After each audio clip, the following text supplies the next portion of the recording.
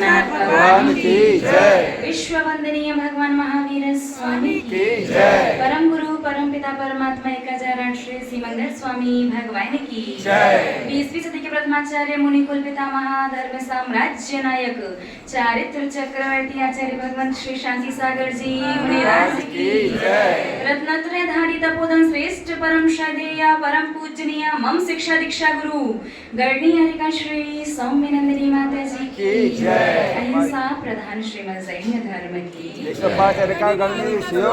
माता जी की जय। हारिका संघ की जय। धर्म स्नेही आप सभी भव्य महानुभाव, एक बार लगभग 50 यात्री एक बस से एक यात्रा कर रहे थे। यात्रा के दौरान जब बस रास्ते में थी, अचानक से मौसम बारिश का होने लगा और एक आकाशीय बिजली बार बार उस बस के पास में आती और वापस लौट जाती। एक बार, दो बार, 4 बार, 10, 20, 50 बार, कई बार ऐसा ही हुआ कि बार बार बिजली बस के पास आती और वापस चली जाती। लोगों ने बैठ करके विचार किया कि कोई ना कोई कारण तो है। अपन 50 लोगों में कोई एक ऐसा पापी जीव जरूर है जिसके ऊपर आज ये बिजली गिरने वाली है। क्यों ना ऐसा किया जाए, उस पापी जीव को निकाल करके अलग कर दिया जाए ताकि बाकी के अपन 49 जीव, 49 जीव बच सके।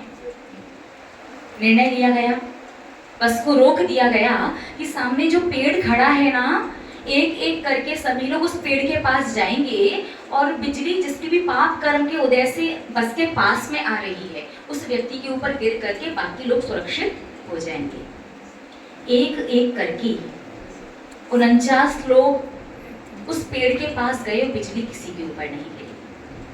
सभी ने निश्चित मान लिया था कि जो 50वां व्यक्ति बचा है वही पापी है और उसी की वजह से बिजली बार बार वहां चक्कर लगा रही है। सबने कहा कि भाई आप जाओ, अपने कर्म का फल भोगो ताकि हम 49 सुरक्षित बच सकें। उसे भी लगा भाई सच में मैं पापी हूँ, भोगना तो है कर्म का फल।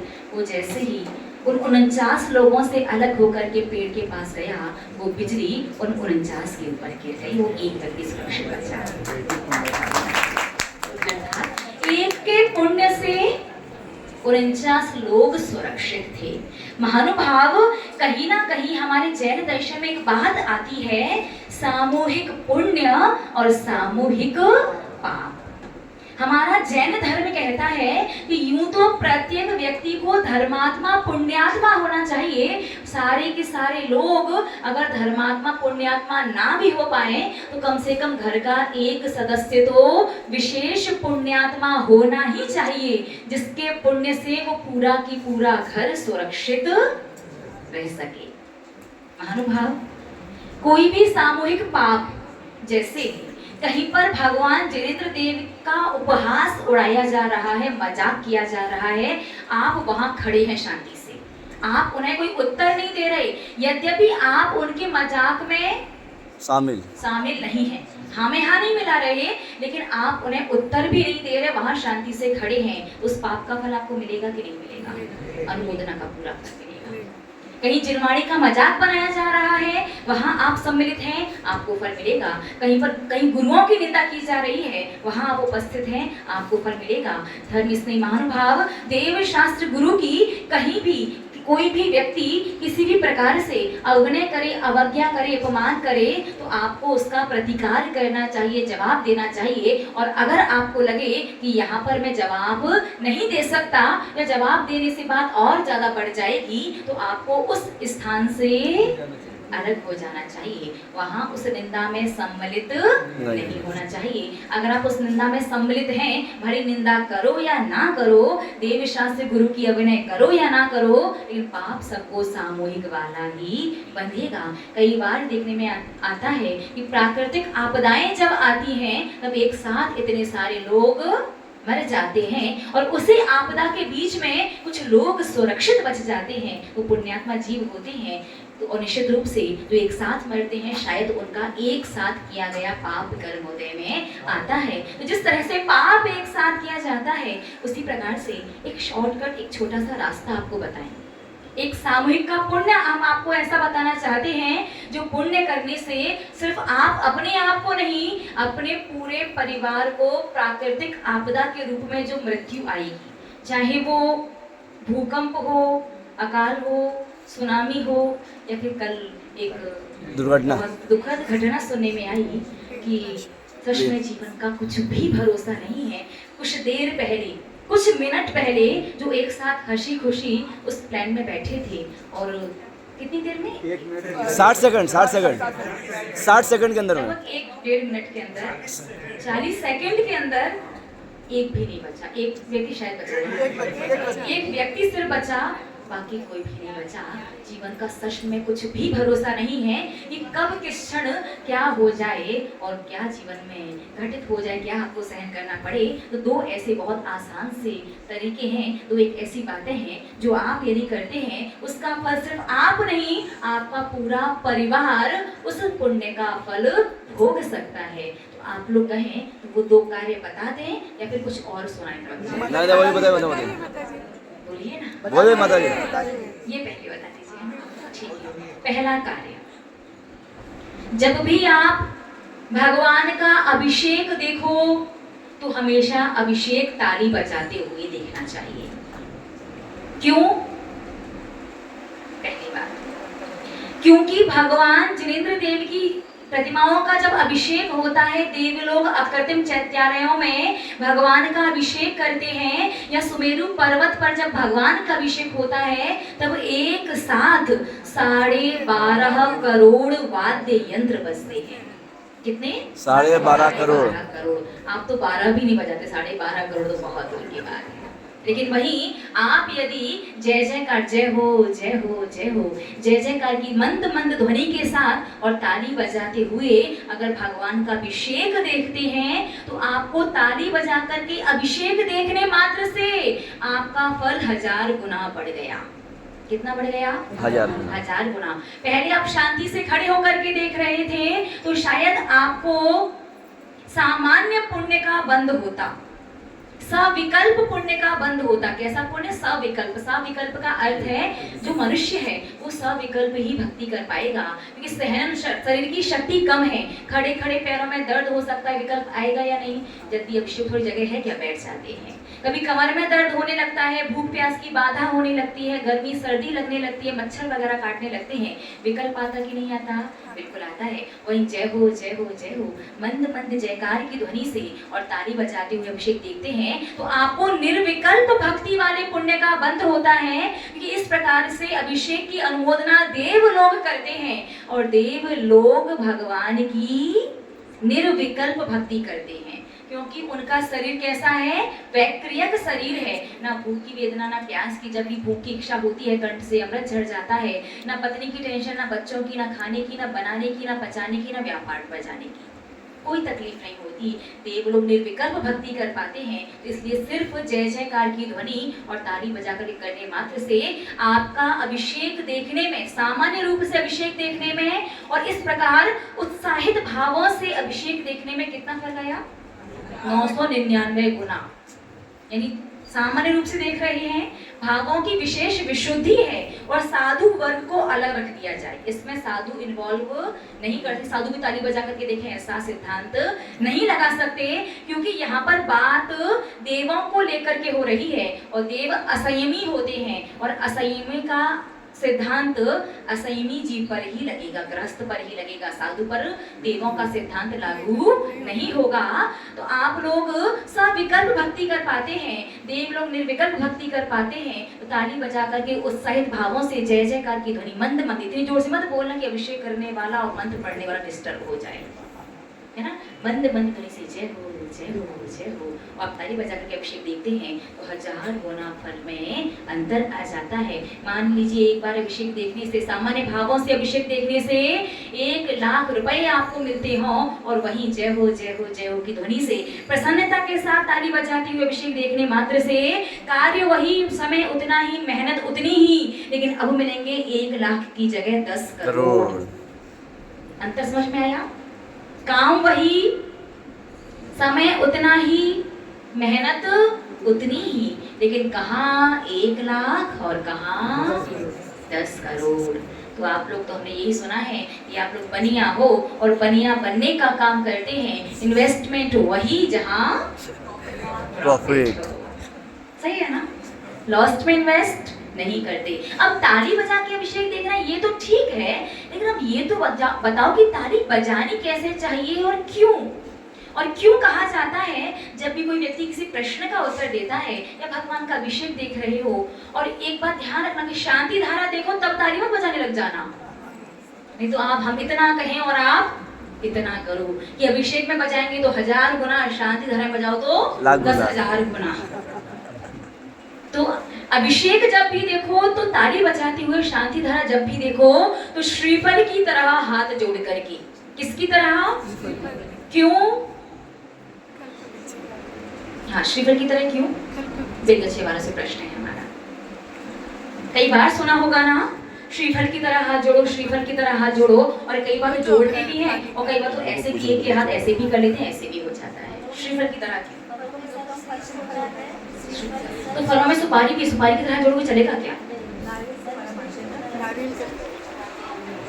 आप लोग सुपारी या फिर बादाम नहीं चढ़ाते क्या? बादाम तो कॉमन है, आपने कहा सिर्फ श्रीफल ही चढ़ाते हैं। मुझे नहीं लगता कि बादाम ऐसा कोई व्यक्ति होगा जो नहीं चढ़ाता होगा।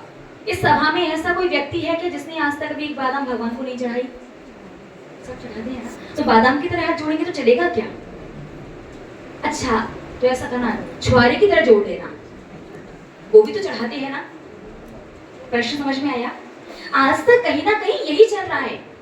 हम जिंदगी भर, हमारा आधे से ज्यादा जीवन धर्म करते हुए लगभग व्यतीत हो चुका है। अब तो भैया जो 60 पार कर चुके हैं उनकी तो बोनस की जिंदगी शुरू हो गई। उन्हें जीवन तो जी लिया, जो 60 से ऊपर पहुंच गए उनकी बोनस की जिंदगी है कि कब बुलावा आ जाए, कब जाना पड़े।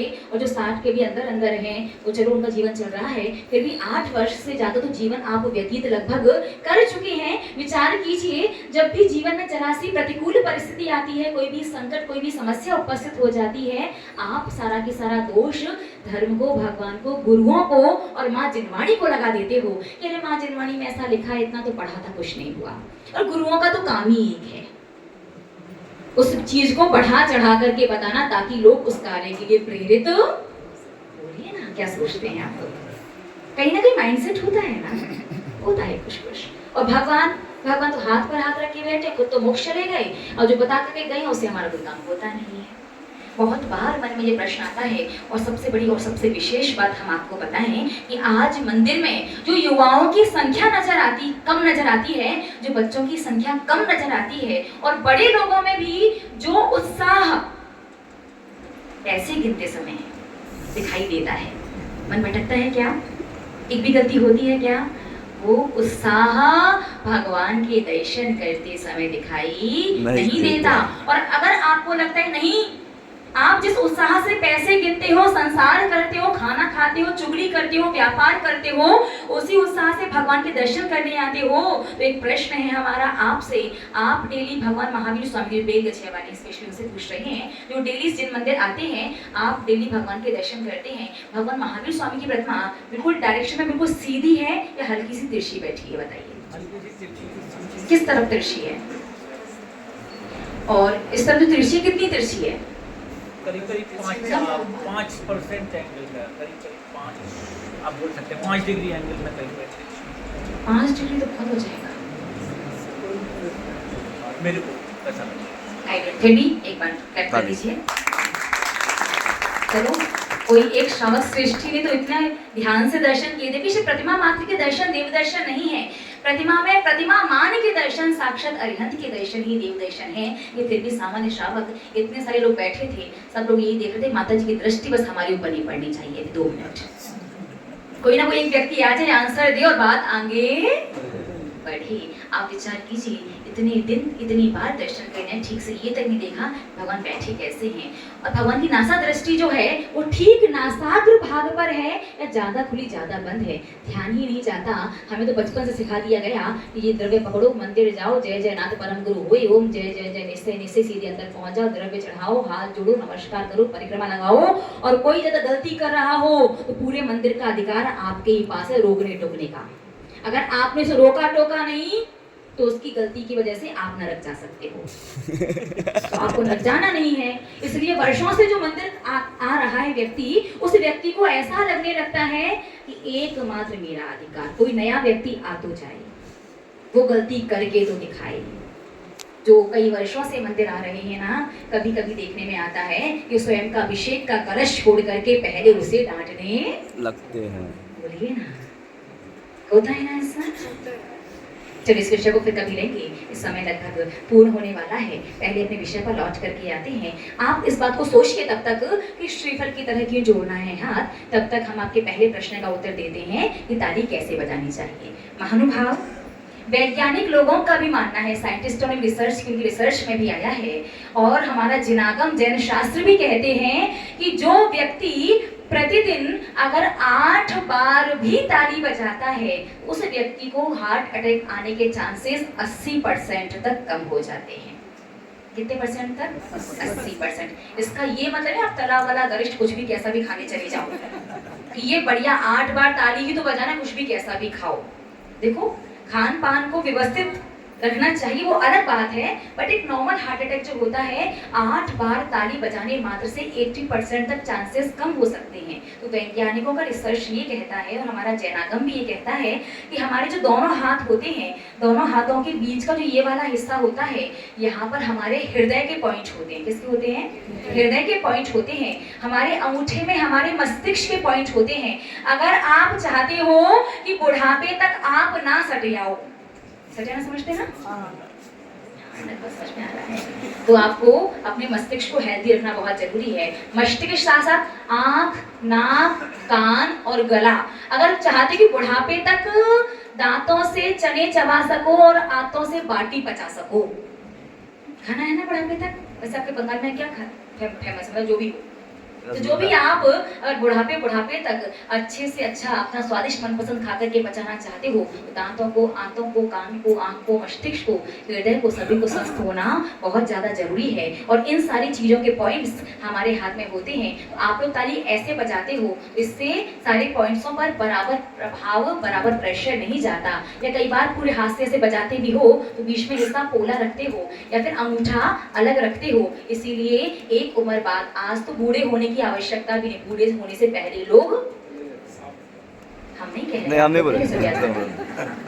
महान ताली बजाने का तरीका, अपनी चारों अंगुलियों को बंद कीजिएगा, अंगूठे को भी मिलाइएगा, हाथों को पूरे स्ट्रेट रखिए और ये पूरा हाथ की हथेली, ये पूरा पंजा आपके इस पूरे हाथ को इस प्रकार टच करना चाहिए। पूरा आए फिर पीछे जाए, इस प्रकार से ताली बजाई जाती है।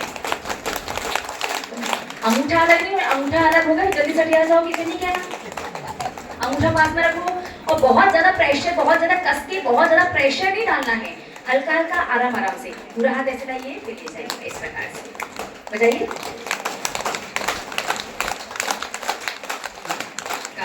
ठीक है, तो याद रखना है कैसे बजाना है। चारों उंगली पास में, अंगूठा मिला हुआ, दोनों हाथ स्ट्रेट और ये पूरा हाथ इस पूरे हाथ को टच करे, बीच में पोल नहीं होनी चाहिए। इस प्रकार ताली बजाने से हार्ट के पॉइंट्स पर भी, बाकी सारे पॉइंट्स पर भी हल्का हल्का सा दबाव जाएगा। तो अगर 8 बार भी ताली बजाओगे, स्वास्थ्य भी अच्छा रहेगा, दूसरा आपके अभिषेक का पुण्य भी बढ़ेगा, और तीसरा सबसे बड़ी बात कि आपको ताली बजाने से अनुमोदना का पुण्य मिलता है। किस चीज का? अनुमोदना का। इसीलिए स्वास्थ्य भी अच्छा रहेगा और बिना कार्य की कोई भी व्यक्ति यदि किसी माँ जनवाणी के प्रश्न का उत्तर देता है, कोई अच्छा कार्य करता है, तो आप ताली बजा दीजिए। ये ताली उस व्यक्ति का सम्मान नहीं होते, उस व्यक्ति ने जो अच्छा कार्य किया है, ये माँ जनवाणी का और उस धर्म का सम्मान होता है। तो आपने वो कार्य भले ही नहीं किया, लेकिन ताली बजाने से आपको भी उस कार्य को करने वाला 16% पुण्य का बंद हो जाता है। तो सबसे विशेष क्या है कि जब भी भगवान का अभिषेक देखो तो कैसे ताली बजाओगे? इस प्रकार से ताली बजा करके आप अपना स्वास्थ्य भी अच्छा रख सकते हो, अपने पुण्य को भी बढ़ा सकते हो और आपका ये ताली वाला, ये अनुमोदना वाला और जय जयकार की ध्वनि के साथ देखा गया अभिषेक का पुण्य आपके पूरे परिवार को प्राकृतिक आपदाओं वगैरह से सुरक्षित रख सकता है। आज 8 बज चुके हैं, समय पूर्ण हुआ। कल शेष चर्चा करेंगे कि शांति धारा में इस प्रकार से हाथ क्यों जोड़ने हैं और एक विशेष बात जो हम आपको बताना चाहते हैं। वो विशेष बात, वैसे तो बहुत सारी माँ जिनवाणी की हर बात विशेष होती है, लेकिन ऐसा कोई विषय तो नहीं है जो आप लोग सुनना चाहते हो विशेष रूप से? कौन सा विषय सुनना चाहते हैं आप लोग? नहीं, ये तो प्रश्न हमने कल के लिए छोड़ दिया, इसका उत्तर हम कल देंगे। ऐसा कोई प्रवचन, कोई विषय है क्या जो आप लोग सुनना चाहते हो, जिसके बारे में समझना चाहते हो, या फिर कुछ भी सुना दें आप लोगों को? आप जो भी सुना दिए सब बढ़िया। शांति धारा करते हैं जो देव दर्शन शांति धारा, शांति धारा करते समय प्रतिमा को जो परिक्रमा लगाते हैं, ये ठीक है यार। वो सारी चीजें ठीक है। तो अपन एक एक करके क्रम से लेंगे कि निश्चित रूप से अगर आप कल्पना कीजिए कि 15, 16, 18 वर्ष तक आते आते आप एमए बीएड तक की पढ़ाई तक पहुंचते हैं। अगर आप बचपन से first, second, third, fourth class की पढ़ाई ना करो, सीधे 16 साल के होने के बाद, 17 साल के होने के बाद सीधे एमए में एडमिशन लो, संभव है क्या? यानी स्टार्टिंग की पढ़ाई करना आवश्यक होता है। महानुभाव, ऐसे ही बड़े बड़े ग्रंथों की बड़ी बड़ी बातें करना, बड़े बड़े शास्त्रों का स्वाध्याय करना और तत्व चर्चा पर करना आसान होता है, लेकिन प्रारंभिक यहाँ से हम हमारे धर्म की शुरुआत होती है। वो नमोकार मंत्र, वो देव दर्शन, वो हमारे भावों की विशुद्धि, इन पर तो हमारा कभी ध्यान जाता ही नहीं है। हमें लगता है हम बचपन से करते आ रहे हैं, शायद हम सही ही कर रहे होंगे। हमारे बड़े बुजुर्गों ने बताया है तो सही ही बताया होगा, क्योंकि कहते हैं ना संसार में old is gold. Are you sure? आप इस सिद्धांत को मानते हो? नहीं। ठीक है, तो जितनी पुरानी दवाई होगी, मेडिसिन होगी, एक्सपायर होने के बाद खाओगे क्या? सिद्धांत कहाँ गया आपका? अभी तो आपने एग्री किया ना कि माताजी हम हर चीज में मानते old is gold. Old is gold, okay with that. हाँ, ऐसा है और होता है, लेकिन ये सिद्धांत हर जगह लागू नहीं होता है। महानुभाव, तो आपको ध्यान रखना होगा, जो हमारे बड़े बुजुर्गों ने, पूर्वजों ने, पहले के लोगों ने जो हमें सिखाया है, बताया है, तो वो हमें फॉलो करना है। बट अब समय है कहीं ना कहीं अपने आप को बदलने का, माँ जिनवाणी का आश्रय लेने का, क्योंकि कभी कभी कुछ कार्य किसी परिस्थिति की वजह से शुरू हुए थे और आज हमने उन परिस्थितियों को, उन रूढ़ियों को परंपरा और धर्म मान करके पकड़ करके बैठ गए हैं और पता ही नहीं चलता कि जीवन भर रूढ़ी में जीते रहते हैं और धर्म कहीं ना कहीं हमसे पीछे ही छूट जाता है। तो धर्म किसे कहते हैं, कैसे करना चाहिए, धर्म के सही मायने क्या हैं, धर्म की शुरुआत कहाँ से होती है और व्यक्ति के जीवन में दिन की शुरुआत कैसी होनी चाहिए, हम अपने भावों की विशुद्धि कैसे बढ़ा सकते हैं और कैसे कम से कम टाइम में हम विशेष से विशेष धर्म और पुण्य का अर्जन करके अपने आगामी भावों को सुधार सकते हैं, अपने आप को दुर्गति में जाने से बचा सकते हैं। शेष चर्चा पुनः करेंगे। तब तक के लिए जय बोले परम श्रद्धेय परम पूजनीय मम शिक्षा दीक्षा गुरु गणियारिका श्री स्वामी नंदिनी माता जी की योग नंदनी